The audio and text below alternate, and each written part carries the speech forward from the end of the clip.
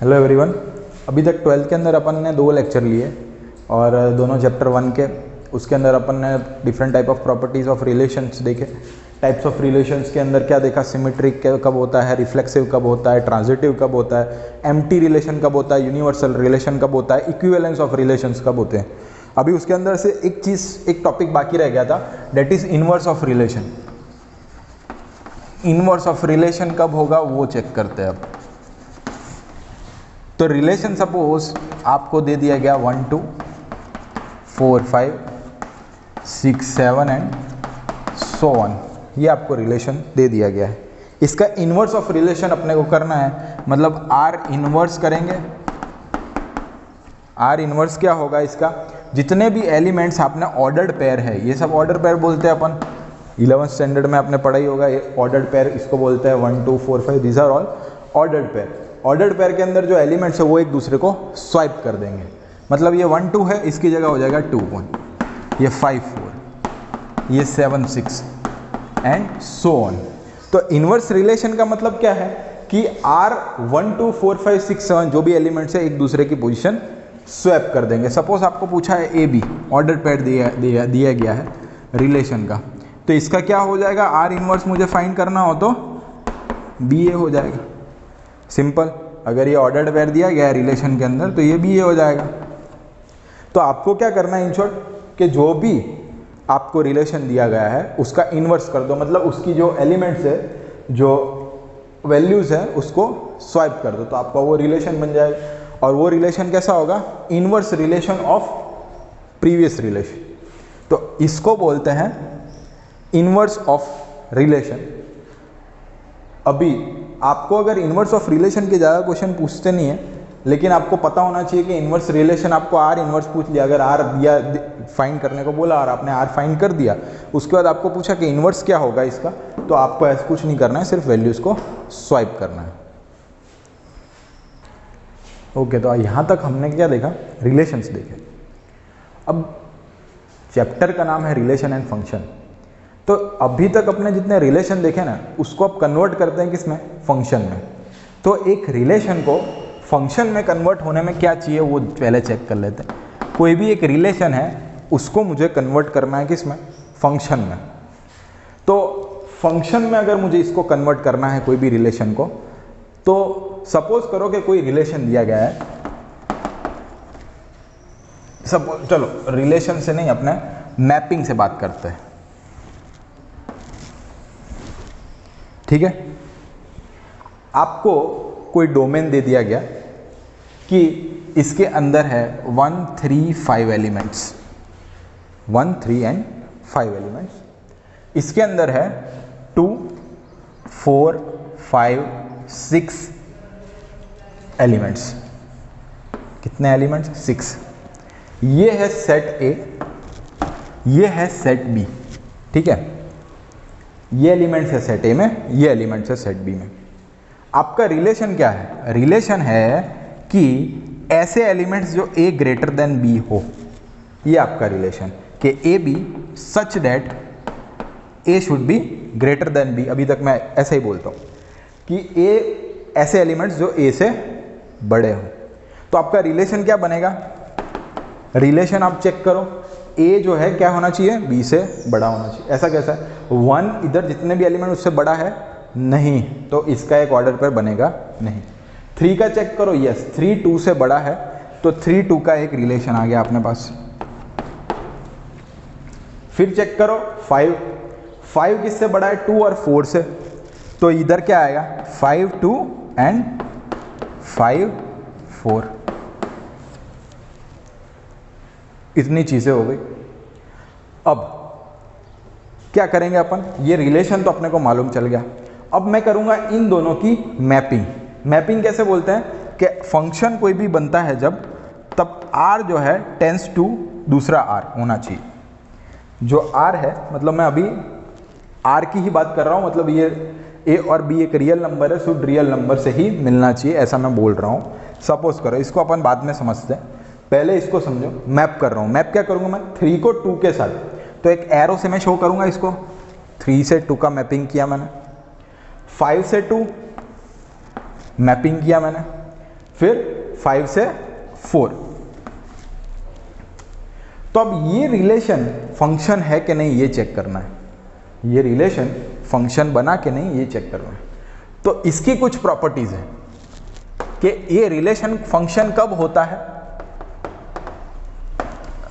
तो मैं आपको इसके डायग्राम से ही बताता हूं कि पहला नियम क्या है कि ये अगर सपोज करो ए एंड बी है, अभी डोमेन, कोडोमेन एंड रेंज की अपन बात करेंगे, लेकिन पहले ये समझ लो ए एंड बी कुछ सेट्स हैं, 1 2 3 लूँ, इधर लूँ 4 5 6, और सपोज करो कि रिलेशन ऐसा है कि 1 4 से मैप हो रहा है, 2 5 से मैप हो रहा है और 3 6 से मैप हो रहा है। अगर रिलेशन में ऐसा दिया है 1 4 2 5 3 6, अगर रिलेशन ऐसा बन रहा है तो फंक्शन नॉर्मली क्या होता है, मैंने फंक्शन 11th स्टैंडर्ड में पढ़ाया था, तब मैंने बोला था कि फंक्शन का मतलब है कि एक मशीन, यहाँ पे फंक्शन होगा कि उसको क्या परफॉर्म करना है, यहाँ से आप इनपुट डालोगे और यहाँ से आपको आउटपुट मिलेगा।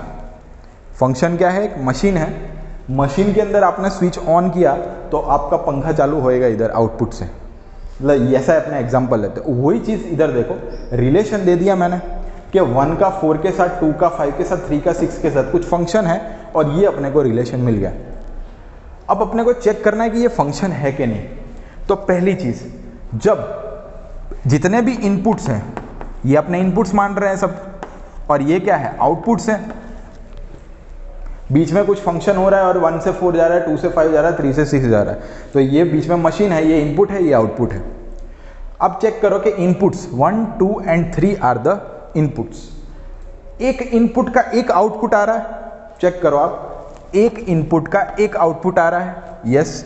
एक नंबर ऑफ इनपुट, एक इनपुट का एक आउटपुट आ रहा है, यस। फर्स्ट चीज, एक इनपुट का एक आउटपुट, जो कि मशीन में होना ही चाहिए। अगर आपने कुछ इनपुट दिया तो आउटपुट तो निकलना ही चाहिए। अगर आपने एक इनपुट दिया तो मशीन में आउटपुट निकलना ही चाहिए। तो ऐसी चीज को क्या बोलेंगे, फंक्शन। मतलब कि ये फंक्शन है, ठीक है।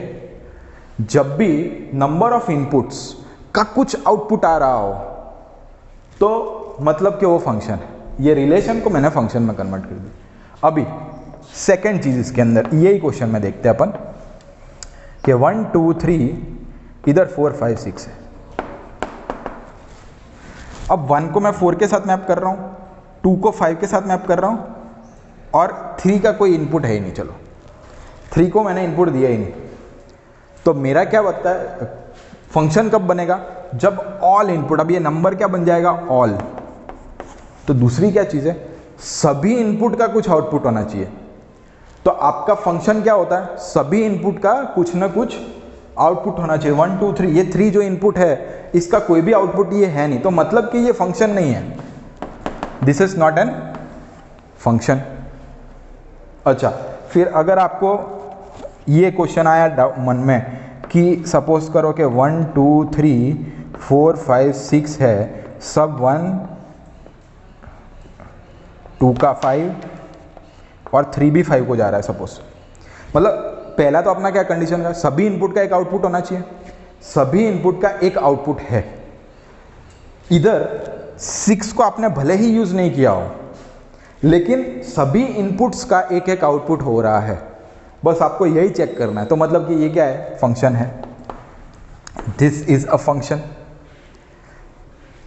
अगर ए एंड बी आउटपुट के अंदर आप कोई भी चीज मैप नहीं कर रहे हैं तो एक टाइम पे चलेगा, लेकिन 1 2 3 के अंदर से एक एक एरो निकलना चाहिए, एक एक इनपुट होना चाहिए, तब ये जाके 4 5 6 को बनेगा। और 6 अगर अपने ना भी ले तो भी चलेगा, आउटपुट एक नहीं भी आएगा चलेगा। अच्छा ओके, एक और चीज़, चलो फंक्शन के बारे में। 1 2 3 है, 4 5 6, अब ये 1 5 5, अब चलो ऐसा दे दिया गया 1 4 5 6। अभी अपना क्या क्वेश्चन था, मैंने आपको पहले ही बताया कि कोई भी ए सेट है, जब वो फंक्शन कर रहा है, हर एक इनपुट का एक ही आउटपुट होगा, दो आउटपुट नहीं हो सकते। 1 का देख लो कितने आउटपुट है, 1 से 4 1 से 5, दो आउटपुट आ रहे हैं। मैंने क्या बोला, एक इनपुट, 1 इनपुट 1 आउटपुट होना चाहिए। एक इनपुट, 2 इसके आउटपुट है, देखो एक आउटपुट नहीं है, 2 आउटपुट है, तो ये फंक्शन नहीं है। तो आपने ये फंक्शंस की प्रॉपर्टी देखी कि रिलेशन में से फंक्शन कैसे बनता है। तो अब आप इसका आंसर दे सकते हो कि 1 3 5 2 4 5 6 ये फंक्शन है। 1 पहले तो देखो 1 किसी से मैप ही नहीं कर रहा, 3 जो है मैप कर रहा है 2 के साथ, एंड 5 मैप कर रहा है 2 आउटपुट के साथ। तो ये तो कभी फंक्शन हो ही नहीं सकता, ठीक है। तो फंक्शन के बारे में आपको पता चला होगा कि रिलेशंस को पहले चेक करो कि वो फंक्शन है कि नहीं है, फिर आगे बढ़ना है। चेक कैसे करेंगे? एक इनपुट का हमेशा एक ही आउटपुट होना चाहिए। आउटपुट के अंदर भले ही वह वैल्यू मैं छोड़ दूं, लेकिन एक इनपुट का एक ही आउटपुट होना चाहिए। अगर एक के 2 आउटपुट हैं तो भी पॉसिबिलिटी फंक्शन बनने के नहीं रहते। तो इसको बोलते हैं कि रिलेशन को मैं फंक्शन में पहले तो कैसे समझूंगा। अगर मेरे पास रिलेशन है तो चेक करो पहले कि वो फंक्शन बन सकता है कि नहीं, और फिर अपन आगे बढ़ेंगे। अभी अपने देख लिया कि रिलेशन का फंक्शन कब होता है। एक एग्जांपल लेते हैं। सपोज करो कि ए सेट के अंदर 1 2 3 4 है, बी सेट के अंदर 4 5 6 7 है, ठीक है। ए सेट के अंदर इतने एलिमेंट्स, बी सेट के अंदर इतने एलिमेंट।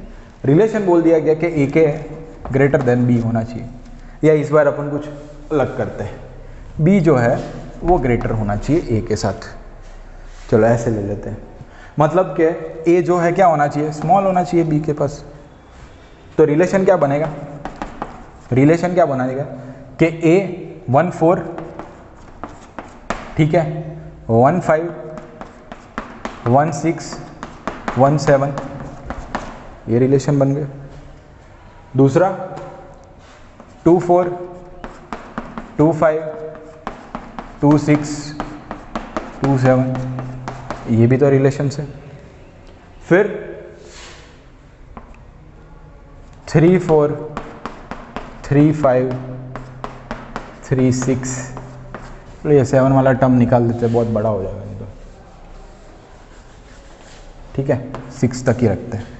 और फिर 4 5 एंड 4 6, ये आपके बन गए सब रिलेशंस। तो रिलेशंस बन गए सबके सब। इसको मैप करो। इनपुट्स क्या है, 1 2 3 4। मशीन क्या कर रहा है, ए लेस देन बी कर रहा है, बीच में ए लेस देन बी होके इस साइड आपको क्या मिल रहा है, 4 5 6, राइट। मैपिंग करो, 1 4 1 5 1 6, पहले में ही पता चल रहा है 1 4 1 5 1 6, क्या हो रहा है, रिलेशन है, फंक्शन बन रहा है, नहीं बन रहा है, क्योंकि एक ही आउटपुट होना चाहिए, एक इनपुट पे एक ही आउटपुट होना चाहिए, लेकिन 3 आउटपुट आ रहे हैं इस पर, तो ये फंक्शन ही नहीं है एक, और ये कभी फंक्शन हो ही नहीं सकता। फंक्शन किसको बोलते हैं कि y बराबर कुछ इधर वैल्यूज़ हों कि ये फंक्शन है, ये फंक्शन है ही नहीं। तो इसके ऊपर से आपको फंक्शन का पता चला। अभी यही चीज़ के अंदर, फंक्शन के अंदर ही 3 चीज़ें आती है, डोमेन, कोडोमेन एंड रेंज। इसका मतलब क्या है, देखो डोमेन का मतलब ये है कि रिलेशन के अंदर जो पहली वैल्यूज 1 1 1 2 2 3 3 4 4, तो 1 2 3 4 आर द फर्स्ट वैल्यू, 1 2 3 4, जो भी इसके अंदर चेक कर लो कि आपका जो रिलेशन है उसके अंदर पहली वैल्यू कौन सी है, 1 है, 2 है, 3 है एंड 4 है। तो डोमेन क्या हो गया आपका, 1 2 3 4। डोमेन का मतलब क्या है, इनपुट्स। आप और देख ले, डोमेन का मतलब इनपुट्स। को डोमेन का मतलब है सभी सेट्स, मतलब सेट बी के सभी एलिमेंट, एवरी एलिमेंट। इधर क्या है, 4 5 6, 4 5 6 है कोडोमेन।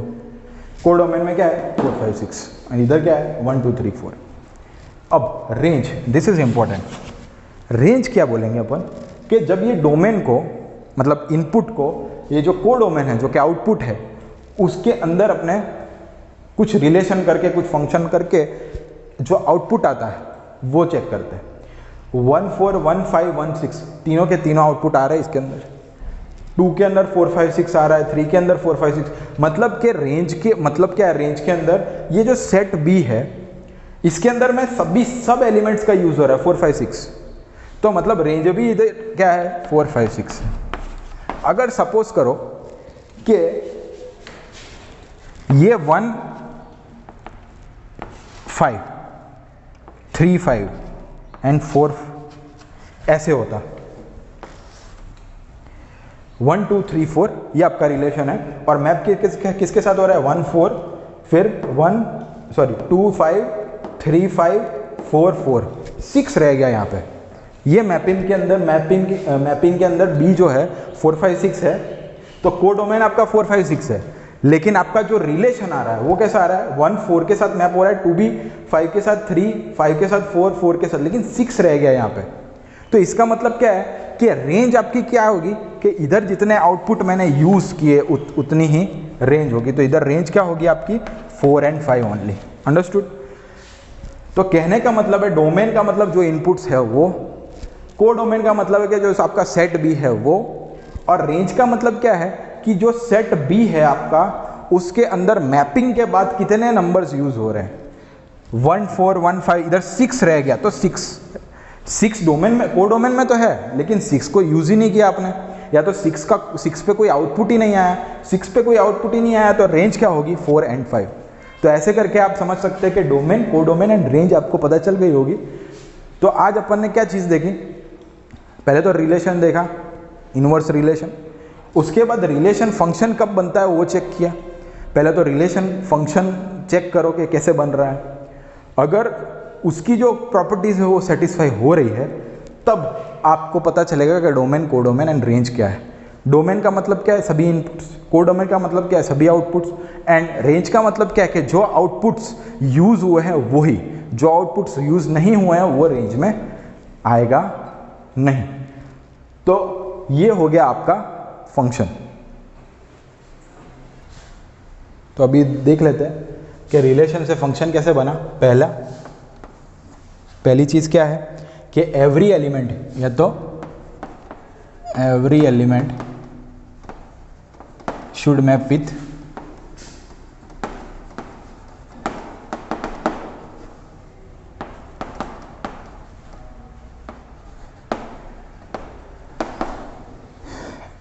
हर एक एलिमेंट मैपिंग होना चाहिए कोई आउटपुट के साथ। दूसरी चीज़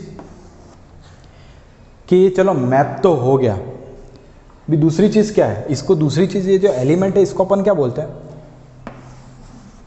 ये जो है ना इसको अमुक टाइम आपके क्वेश्चंस में इसको इमेज भी बोला जाता है, इमेज और ये प्री इमेज। तो इसमें कंफ्यूज नहीं होने का कि इमेज बोल दिया गया आपको, तो इमेज का मतलब क्या है कोडोमेन, प्री इमेज का मतलब डोमेन, और बीच में जो हो रहा है वो उसका फंक्शन। ऐसे क्वेश्चंस पूछ सकते हैं। तो P Q R S A B C D लिखता हूँ, पी क्यू के साथ, क्यू बी के साथ, आर सी के साथ एंड एस सी के साथ। पहले तो देखो बताओ कि ये फंक्शन है कि नहीं। सभी इनपुट्स, एक एक आउटपुट सबका, भले ही ये डी नहीं है तो भी मेरे को फंक्शन तो है ही, तो मतलब दिस इज अ फंक्शन। ठीक है, अब ये कैसा फंक्शन है, या तो ये 1 to 1 हो सकता है या many to 1, दो तरह के फंक्शन होते हैं, 1 to 1 एंड many to 1।